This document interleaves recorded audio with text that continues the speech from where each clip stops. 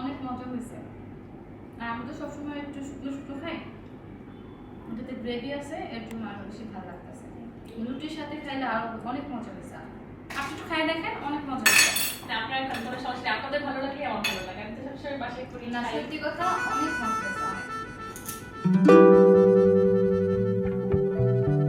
Hello দর্শক, আসসালামু আলাইকুম। This is Selina Rahman. আপনাদের সবাইকে আমন্ত্রণ জানাচ্ছি ইউএসবিডি ফুডস প্রেজেন্টস চড়ুই ভাতি পাওয়ার্ড বাই নেক্সটেক আইটিসি। এবং আজকের এই পর্বে আপনাদেরকে ডিফারেন্ট কাইন্ড অফ একটা রেসিপি উপহার দিবে হচ্ছে তমা। আসসালামু আলাইকুম আপু, কেমন আছেন? আলহামদুলিল্লাহ ভালো আছি। তমা আজকে করছে হচ্ছে ফিশ গ্রিল। হ্যাঁ, গ্রিল ফিশ, একটা আস্ত মাছ দিয়ে আমি এটা করব, একটা সামুদ্রিক মাছ দিয়ে করছি, কোরাল মাছ। তমা, তুমি কোথা থেকে এসো, কি করো, একটু যদি দর্শকদের সাথে শেয়ার করো। আমি ঢাকাতেই থাকি, আমার জন্ম বড় হওয়া সবকিছু ঢাকাতেই। তো আমার বাসা বসুন্ধরা, ওখান থেকে এসেছি আজকে। আর হচ্ছে আমি নর্মালি একজন সার্ভিস হোল্ডার ছিলাম, একটা মাল্টিন্যাশনাল টোবাকো কোম্পানিতে ছিলাম।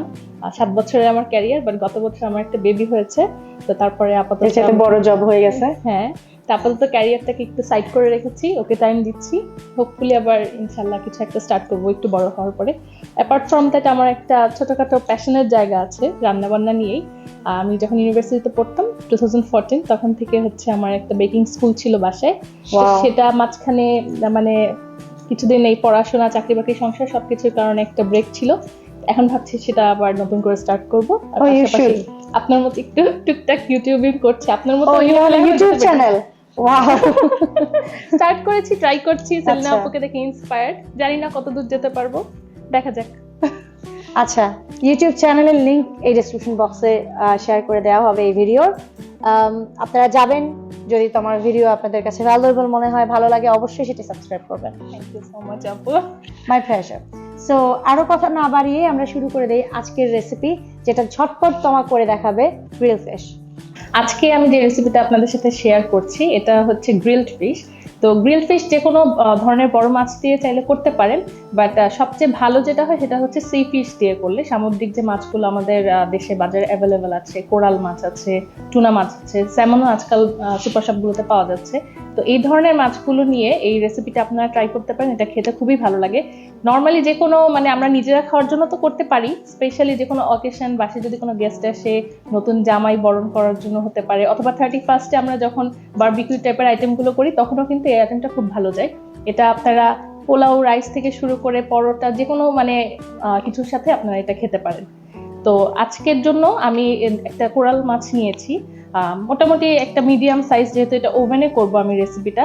তো ওভেনের মানে সাইজটার কথা মাথায় রেখে মাছটা কিনতে হবে। তো এই সাইজটা আমি আজকে নিয়েছি। এটাকে খুব ভালোভাবে ক্লিন করে আমি এটা হালকা কুসুম গরম পানি এবং একটু লবণ মিক্স করে লেবু দিয়ে ধুয়ে নিয়েছি, যেহেতু সামুদ্রিক মাছের একটা আষ্টে গন্ধ থাকে, তো সেই স্মেলটা যেন না থাকে এই জন্য আমি খুব সুন্দর করে এটা ক্লিন করে জাস্ট এখানে একটু চিড়ে নিয়েছি 2-3টা নাইফ দিয়ে দুই পাশে, যেন মশলাটা ভিতরে খুব ভালোভাবে ঢুকে ম্যারিনেশনটা ভালো হয়। আস্ত মাছ গ্রিল যেহেতু, এটা মানে আস্ত দেখা গেলেই ভালো লাগে। হ্যাঁ হ্যাঁ, তো এই জন্য এটাকে আমি নিয়েছি। আর কারোর যদি ওভেনের কোনো প্রবলেম হয় যে মানে আসছে না, সেক্ষেত্রে আপনারা জাস্ট এখান থেকে একটু মানে কেটে নিতে পারেন মাথাটা, আবার যখন সার্ভ করবেন তখন একসাথে জোড়া লাগিয়ে সার্ভ করলে সেটা আর বোঝা যাবে না।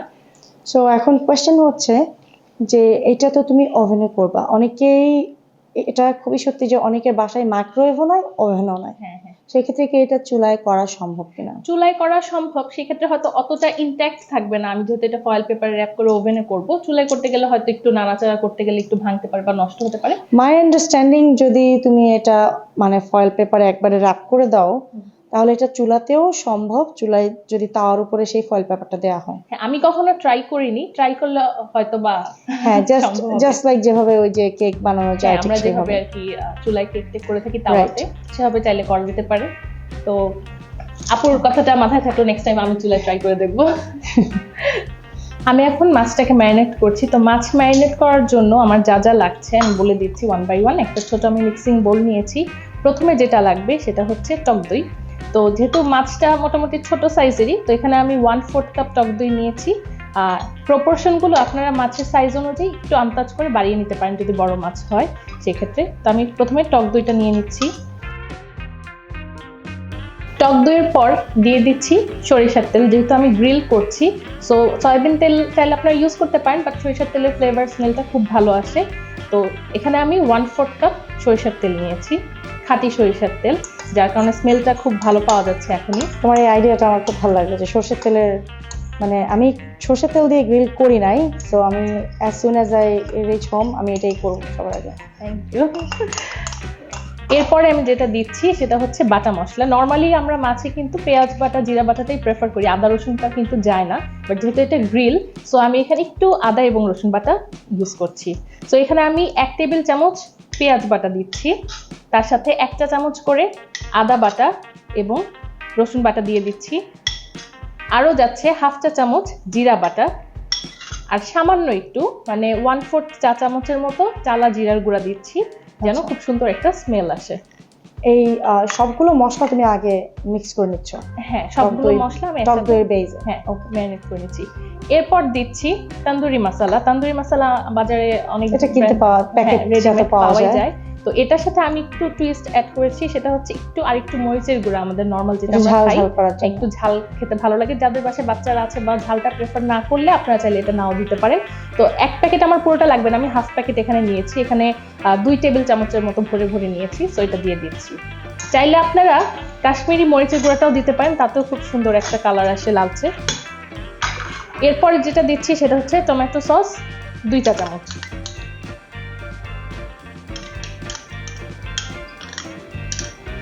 এরপর যাবে বারবিকিউ সস, সেটাও 2 চা চামচ। এটার কারণেই একটা বারবিকিউ বা গ্রিলের যে ইফেক্টটা তৈরি হয় সেটা আসবে। এরপরে দিচ্ছি লেবুর রস। আমি এখানে 1টা লেবুর রস নিয়েছি পুরোটা, সেটা দিয়ে দিচ্ছি অ্যাপ্রক্সিমেটলি 1.5 টেবিল চামচ। 1.5 টেবিল চামচ। যেহেতু এখানে আমি টক দই দিয়েছি, তারপর লেবুর রস আছে, তো এটাকে আমি একটু অ্যাডজাস্ট করার জন্য সামান্য একটু চিনি দিচ্ছি, সেটাও 1 চা চামচের মতো। সুগারটা ব্যালেন্স করবে। হ্যাঁ, ব্যালেন্স করবে। আর যাচ্ছে last but not the least, যেটা না হলে রান্না কমপ্লিট হয় না, লবণ। আন্দাজ পরিমাণে দিয়ে দিচ্ছি, যতটুকু না হলেই না। তো আমি এখন এগুলো খুব ভালোভাবে সবকিছু মিক্স করব, যেন প্রত্যেকটা মশলা একসাথে তেল টক দই সবকিছুর সাথে মিশে যায়।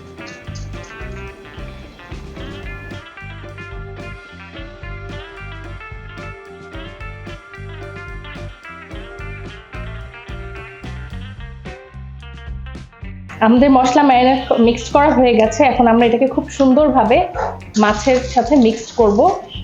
এখানে একটু হাতের ইউজ করতে হবে, আমি প্রথমে চামচ দিয়ে নিচ্ছি, তারপর আমি হাতটা ইউজ করব।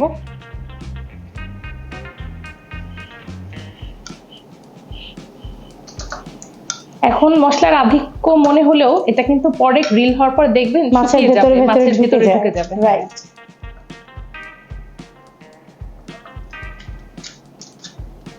আর মশলা যদি বেশি থেকেও যায় তাতেও কোনো প্রবলেম নেই, যেহেতু আপনারা অনেকে হয়তো এটা পরোটা নান রুটি এসব দিয়ে ট্রাই করবেন, তখন আপনারা এই মশলাটাকে একটু ফ্রাই প্যানে আর একটু সরষের তেল দিয়ে কষিয়ে নিয়ে সেটাকে কিন্তু সাথে এক্সট্রা গ্রেভি হিসেবে খেতে পারবেন।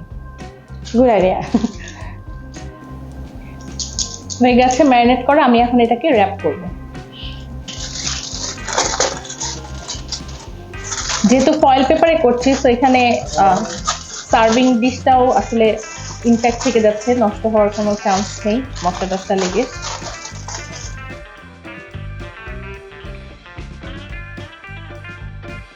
হয়ে গেছে, এভাবে আমরা পুরো মাছটাকে ফয়েল পেপার দিয়ে র্যাপ করে নিলাম। এখন এটাকে আমরা প্রিহিটেড ওভেনে দিব।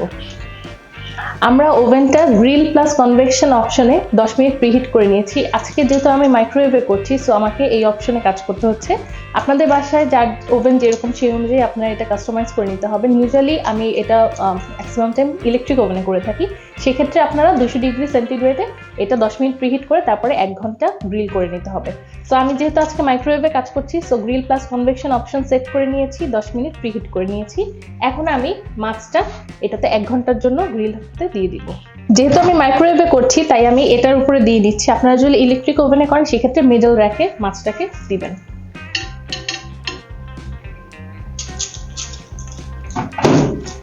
স্টার্ট।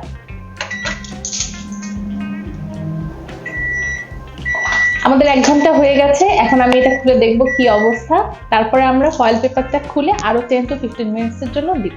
আমি বের করে দেখছি।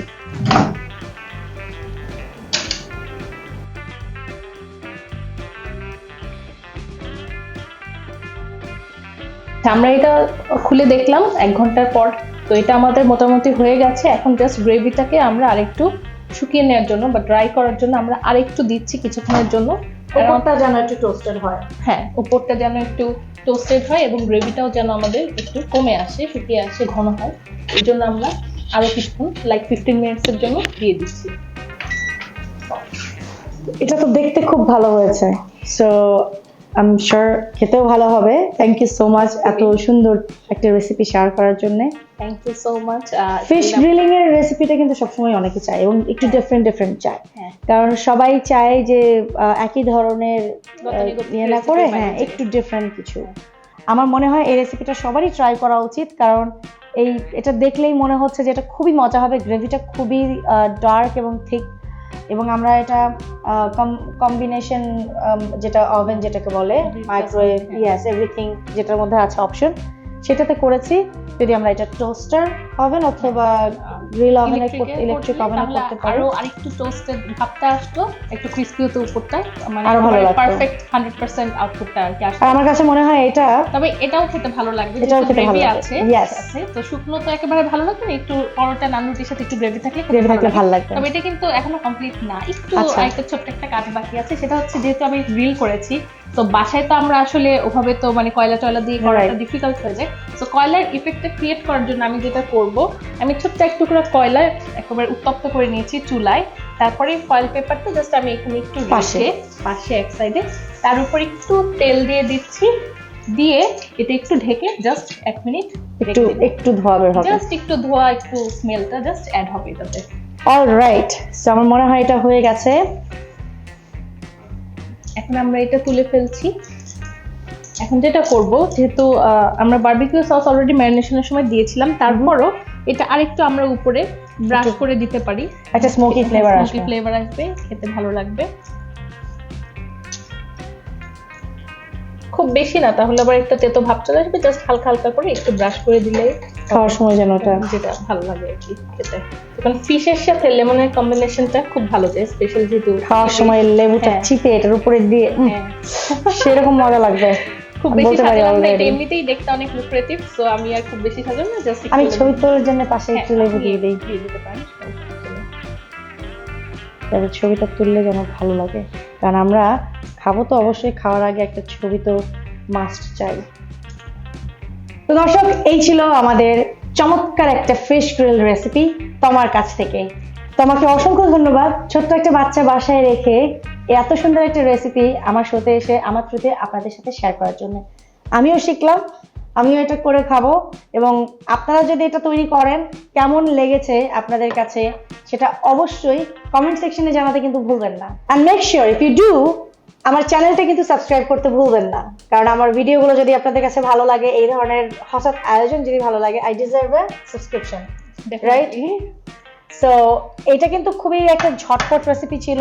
অবভিয়াসলি ভিডিও করতে গেলে তো আমাদের একটু সময় বেশি লাগে, but if you have everything, all the ingredients আর রেডি, এটা একদম খুব ঝটপট হয়ে যাবে। সব মশলা মাখায় একসাথে, জাস্ট কোনো ধরনের কোনো ঝামেলা নাই। তাতেও আরেকটা ইম্পর্টেন্ট ব্যাপার হচ্ছে, যদি দুপুরে গেস্টের জন্য এটা করতে চান, সকালবেলা ফ্রেশ মাছ বাজার করে নিয়ে এসে ম্যারিনেট করে জাস্ট 1 ঘন্টার মধ্যে আপনি এটা করে ফেলতে পারেন। এবং এই সময়টাতে অন্যান্য কাজ করে ফেলা এই যায়। টাইমটাতে ম্যারিনেশনটা হলে হবে কি, মাছটা খেতে আরো ভালো লাগবে, যেহেতু ইনগ্রেডিয়েন্টস সব প্রপারলি ভেতরে ঢুকবে। সো খুবই ইজি একটা রেসিপি, হোপফুলি আপনারা সবাই ট্রাই করবেন এবং ভালো লাগলে অবশ্যই সেলিনা আপুর এই ব্লগের কমেন্ট বক্সে এসে জানাবেন। হ্যাঁ, আর তোমাকে অসংখ্য ধন্যবাদ এত সহজ একটা রেসিপি শেয়ার করার জন্য। আমি রেসিপিটা যখন শুনেছি তখনই মনে করেছি এটা খুবই অল্প সময় করা যাবে, ফিশ একটা grill.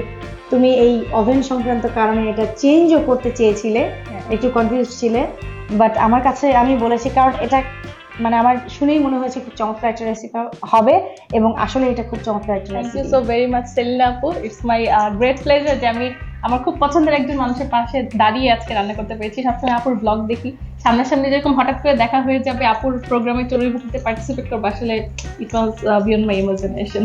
Thank you so very much Selina আপু। যেতে যেতে কি বলতে হবে তোমার? রান্না তো সহজই হওয়া উচিত, তাই না? এবং যেতে যেতে তোমার জন্য আমার এবং ইউএসবিডি ফুডস এবং স্পন্সরদের পক্ষ থেকে এই গিফট বাস্কেটটা, যেখানে রয়েছে হচ্ছে ইউএসবিডি ফুডসের পক্ষ থেকে সেলিনা স্পাইসেস, মোস্ট ওয়ান্টেড ঘি, দ্য উইন লাউঞ্জ রেস্টুরেন্টের পক্ষ থেকে 500 টাকার একটা গিফট কার্ড। এটা ডিআইটি রোডে, তোমার এখান থেকে তো তুমি যেতেই পারবা।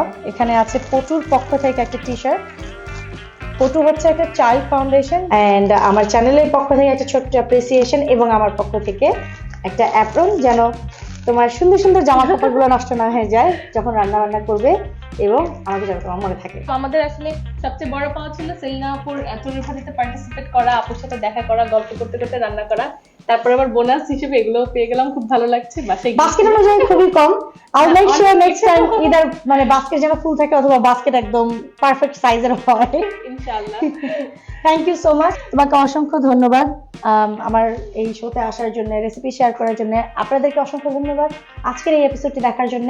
আশা করছি চড়ুই ভাতির অন্যান্য এপিসোডগুলো আপনাদের কাছে ভালো লেগেছে, আজকেরটি ভালো লেগেছে। যদি ভালো লেগে থাকে চ্যানেল সাবস্ক্রাইব করবেন, কমেন্ট করবেন এবং শেয়ার করবেন আপনার প্রিয় মানুষদের সঙ্গে। আজ এই পর্যন্তই, নেক্সট ভিডিও দেখার জন্য আমন্ত্রণ জানিয়ে আজকের মতো এখানেই শেষ করছি। লাভ ইউ অল, আল্লাহ হাফেজ।